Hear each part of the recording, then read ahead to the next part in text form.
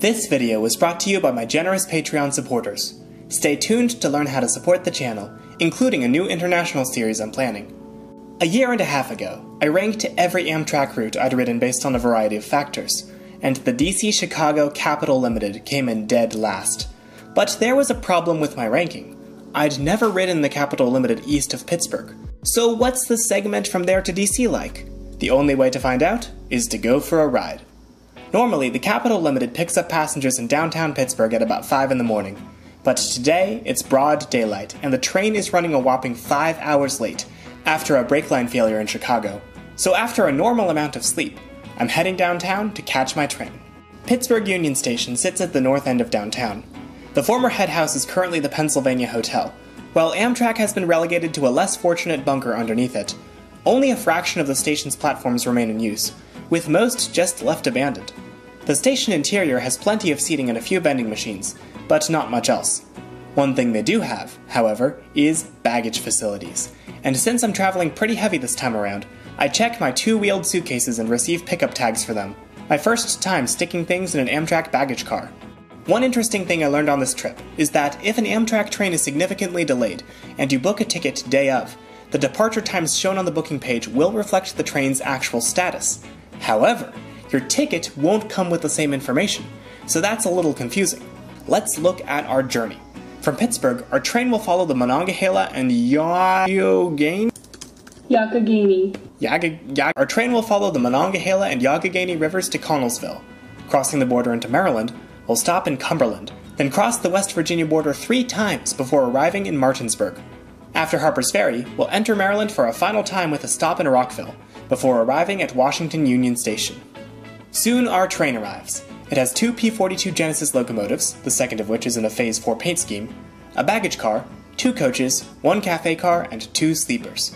The Capital Limited is one of only 2 East Coast trains that uses these double-decker cars, since its route is not constrained by short tunnels like many others. You can tell which platforms were in use in the modern era based on which ones have safety strips. And we're on board. I got a seat assignment tag. Still very low tech for 2023, but this super comfy seat more than makes up for it. Super duper reclined, lots of leg room. We pull out of the station on the same tracks used by the Amtrak Pennsylvanian, parallel to Pittsburgh's East Busway. But right around Heron Station we switch on to a new track, passing under the Norfolk Southern trackage, before entering a tunnel under Neville Street. When we emerge, we're next to Carnegie Mellon University, and we pass it and Shenley Park before winding up next to the Monongahela River. It's fun to ride this stretch after living in Oakland, and I can almost forgive this train for waking me up every morning for the past year. We're now on former Baltimore and Ohio right-of-way, currently owned by CSX, trackage that will take us the rest of the way to Washington. We pass the U.S. Steel Edgar Thomson Works and Kennywood Park, then arrive in McKeesport. From 1982 to 1991, the Capital Limited stopped here alongside the PA train commuter rail service, but the stop was cut due to low ridership.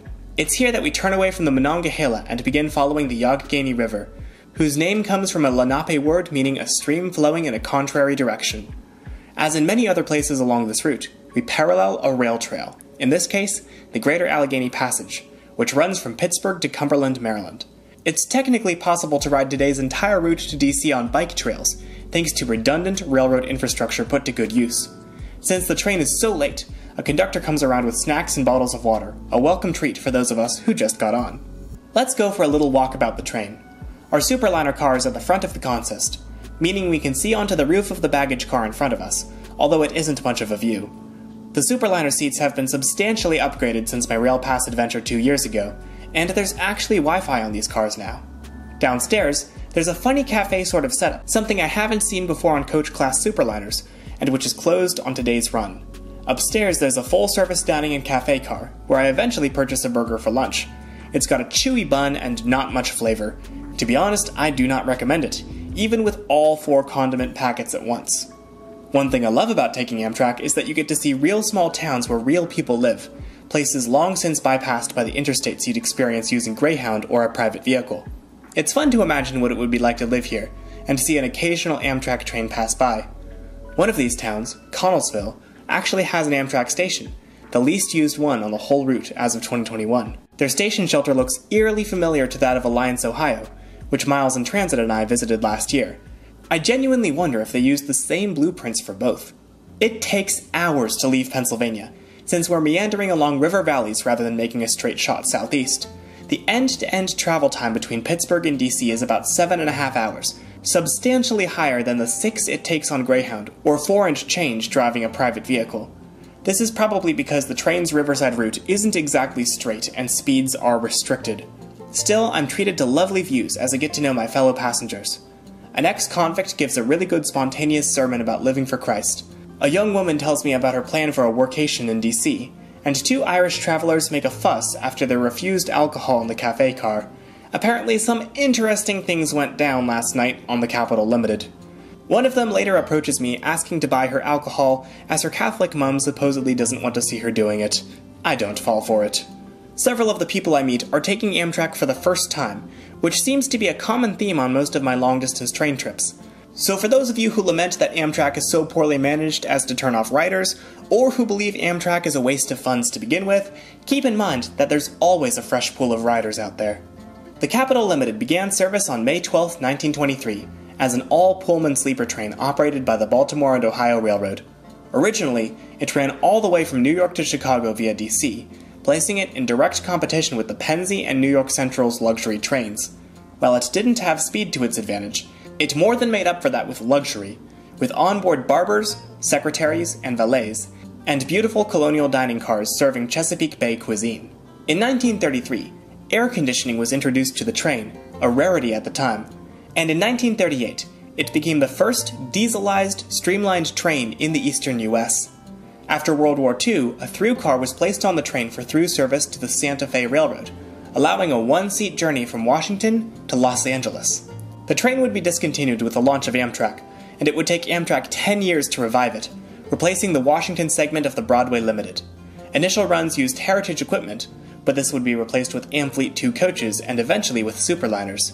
For a few years in the 1980s and 90s, a through car was placed on the train, which would be transferred to the Miami-bound Silver Star in Washington. Additionally, during the late 90s, Capital Limited train sets were also used by the Southwest Chief, with the train name switching in Chicago and passengers from one train being able to stay on board as it became the other. And it's here that I'd like to give a shout out to a particular friend of the channel. Since this was a bit of a last-minute video, I got help for the next portion of the script. Caleb didn't do his research, but Avery the Cuban American did.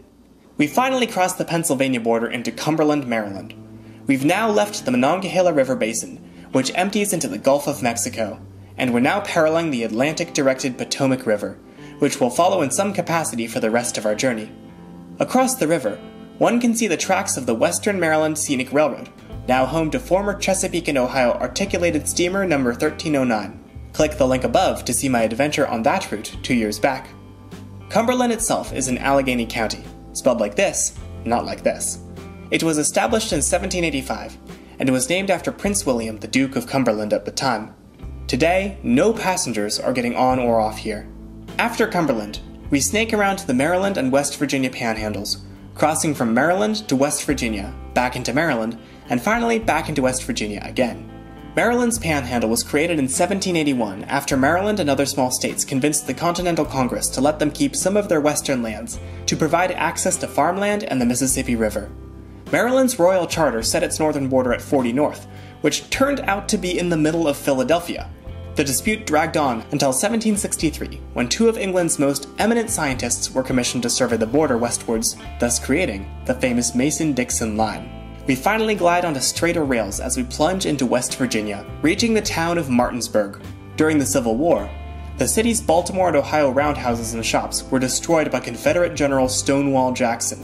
And the Great Railroad Strike of 1877, America's first national labor strike, began here in Martinsburg as well. Additionally, this marks the beginning of Mark's Brunswick Line, which would be one of the most interesting commuter rail journeys in the US if it wasn't weekday peak direction only. Soon we're moving south again, arriving 45 minutes later at Harper's Ferry. Harper's Ferry Station is owned by the National Park Service and is a part of the town's historic district, a group of early 19th century buildings built by the government for workers for the Harper's Ferry Armory. This was also the location of John Brown's heroic but futile abolitionist uprising. After Harper's Ferry, we cross the Potomac again into Maryland, this time to stay, and pass Brunswick, home to a station and facilities for Mark's Brunswick line. I spot a couple of ex-Metra gallery cars here, but I'm not able to get a shot of them. At Point of Rocks, the next station down the line, we pass a Brunswick-bound train. We roll through the greater Washington suburbs and come to a stop at Rockville, where we see our first WMATA bus.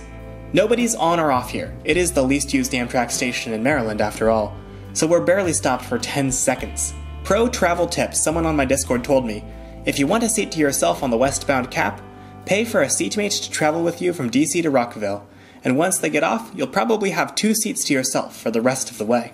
Then it's a quick trip around DC and through Silver Spring, a pause for the outbound Mark Brunswick line to clear the yard, and a ride down into Ivy City Yard and Washington Union Station.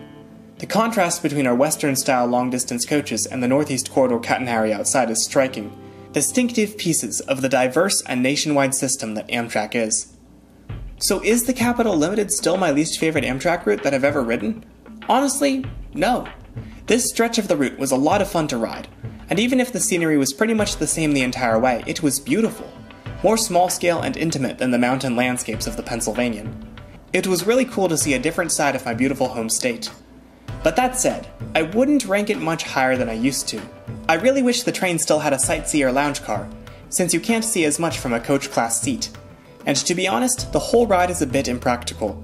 I paid almost twice what I would have on Greyhound, which is an hour and a half faster. Still, I'd have to say that Texas Eagle is now my least favorite Amtrak route that I've ridden. But given that this is Amtrak, it's still like comparing M&Ms to peanut M&Ms. Unless you're allergic to peanuts, in which case that metaphor kind of falls flat. Anyways, I'm heading to bed for the night. Tomorrow, I'm off to Eastern Europe, thanks to a very last-minute turn of events.